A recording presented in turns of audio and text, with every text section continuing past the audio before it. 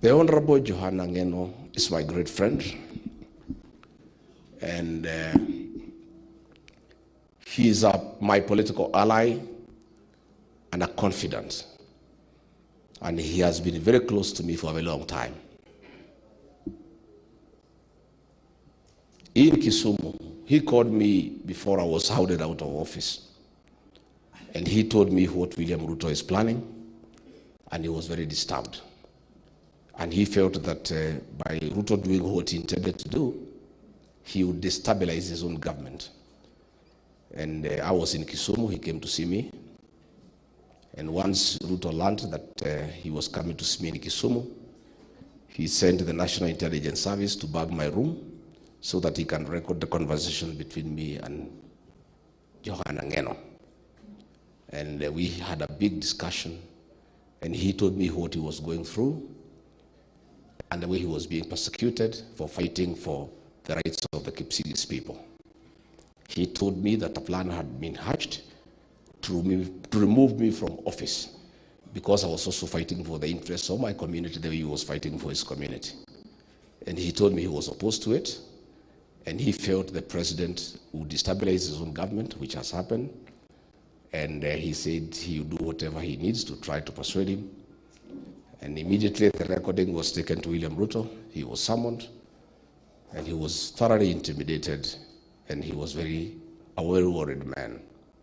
So when it came to the impeachment process, he came to see me and showed me messages that William Ruto had sent him, threatening him that if he doesn't impeach me, he would face dire consequences. And he was crying. He came at 2 a.m. in the morning.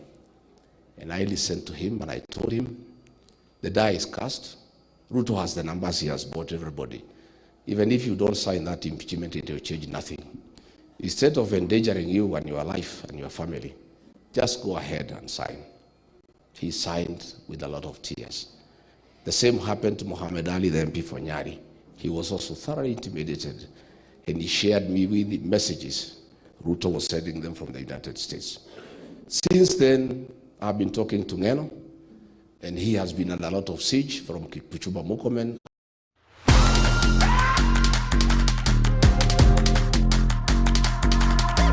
He has been talked with Ng'eno, and I told him I'll go through Bomet, and he did encourage me to go through Bomet. After I went to Bomet, I was well received.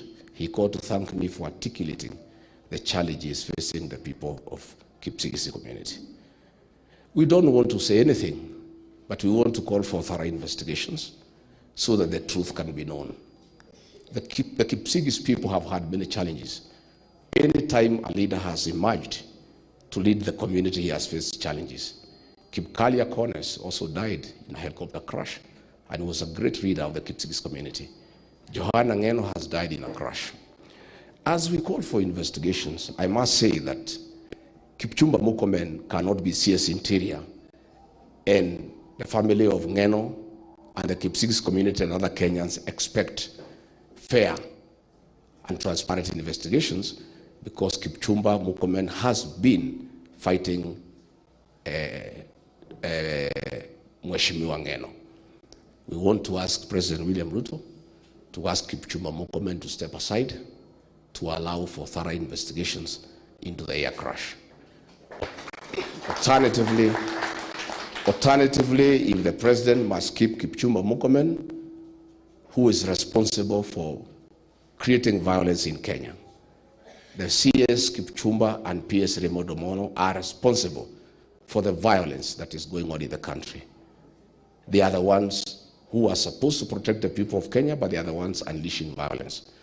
You have seen international criminals who have been slapped with the sanctions by the United States have passports.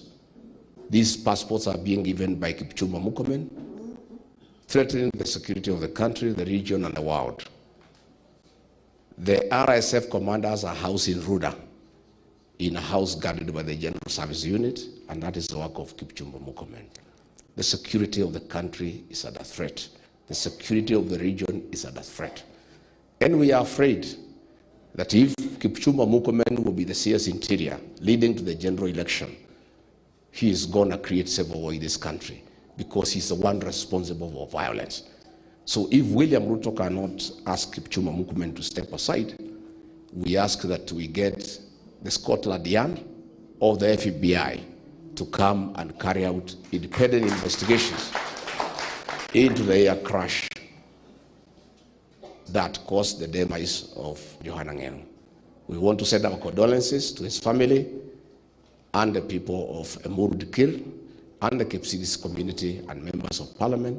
He was a great leader. He had great ideas. I have really lost a great friend, a confidant, a political soulmate, a man we shared many values and who had great ideas for this country.